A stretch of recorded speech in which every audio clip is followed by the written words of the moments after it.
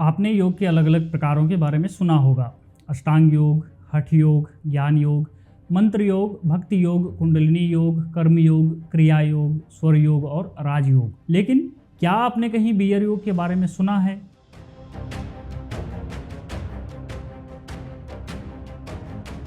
Beer योग की ये विकृत मानसिकता भारत में भी घुस आई है। काम्या जानी का द कर्ली टेल्स इस विकृत मानसिकता को प्रमोट कर रहा है। एक ब्रांड की बियर के प्रमोशन का यह वीडियो भले ही पुराना है, लेकिन इस पर बात होनी चाहिए, खासतौर पर तब जब भारत में अंतर्राष्ट्रीय योग दिवस के दिन रिकॉर्ड बनाए जा रहे हैं और वो record Guinness book of world record में दर्ज हो रहे हैं। बियर योग पर काम्या जानी के द कर्ली टेल्स का कहना है, क्या आप वीकेंड पार्टियों में दोस्तों के साथ बियर पीना बंद नहीं कर सकते, लेकिन पेट की बढ़ती चर्बी से छुटकारा पाना चाहते हैं?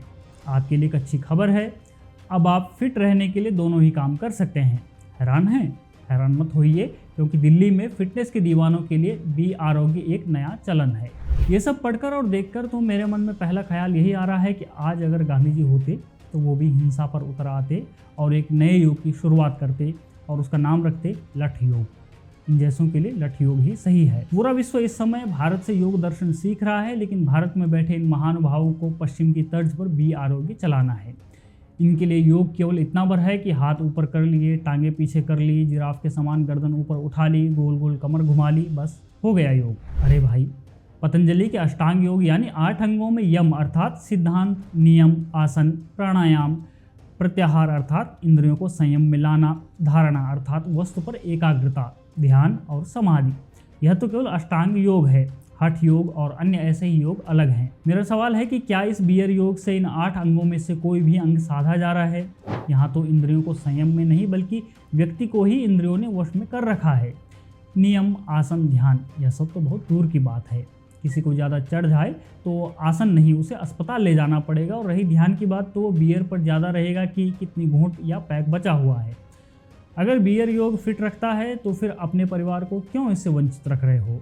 अपने पिता, भाई, बहन, पत्नी, बच्चे जो घर में हैं, सभी को लेकर जाओ कि चलो भाई आज बियर योगा करते हैं। क्या लेकर नहीं जा सकते तो घर में बियर लेकर आ जाओ, सभी साथ मिलकर योगा करेंगे तो पूरा परिवार स्वस्थ रहेगा।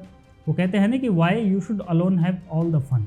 अब कल के दिन आप कहोगे कि भैया जल नेत्र क्रिया से बेहतर है आप सुबह सुबह बियर नेत्र क्रिया करो, वो आपके भीतर से टॉक्सिन्स को ज़्यादा बाहर निकालेगी। हमें इससे भी कोई समस्या नहीं है, आपका जीवन है, आपका पैसा है, आपका शरीर है। दरअसल हमें आपके बियर पीने से कोई समस्या ही नहीं है। आप वीकेंड पर पीते हैं, डेली पीते हैं, कभी कभी पीते हैं, ये आपकी पर्सनल चॉइस का मामला है। लेकिन समस्या इस बात से है कि आप इसे योग से जोड़ रहे हैं। योग जो व्यक्ति के शारीरिक, मानसिक और आध्यात्मिक उन्नति और बेहतरी के लिए बना है, आप उसे वीकेंड पर मौज का हिस्सा बना रहे हैं। यह भारत की संस्कृति पर आक्रमण है। यह समाज के नैतिक पतन के तौर पर देखा जाना चाहिए। हमारे ऋषि मुनियों, हमारे आदर्श, हमारे भगवानों ने योग को व्यक्ति के विकास के लिए अलग अलग तरह से परिभाषित किया है। यह उनका भी अपमान है। यह अपमान है उस योग शिक्षा का जो विश्वविद्यालयों में पढ़ाई जाती है। योग तप है, योग अनुशासन है, योग वह परंपरा है जिसने दुनिया को संतुलन और संयम सिखाया है, और आज उसी योग को आप भारत में बियर की बोतल में डाल रहे हैं। सामान्य समझ वाला कोई भी व्यक्ति यह बात जानता है कि बियर में कैलोरी होती है, यह वजन बढ़ाती है, लीवर को नुकसान पहुंचा सकती है, जबकि योग का मूल उद्देश्य शरीर को विष रहित बनाना है, न कि उसमें शराब मिलाना है। हमें यह समझना होगा कि हम योग को उसकी गरिमा के साथ आगे बढ़ाएं, उसे पब कल्चर का हिस्सा बनाकर ब्रांडिंग का औजार न बनाएं। अंत में यही, योग एक साधना है, न कि वीकेंड पार्टी का हिस्सा।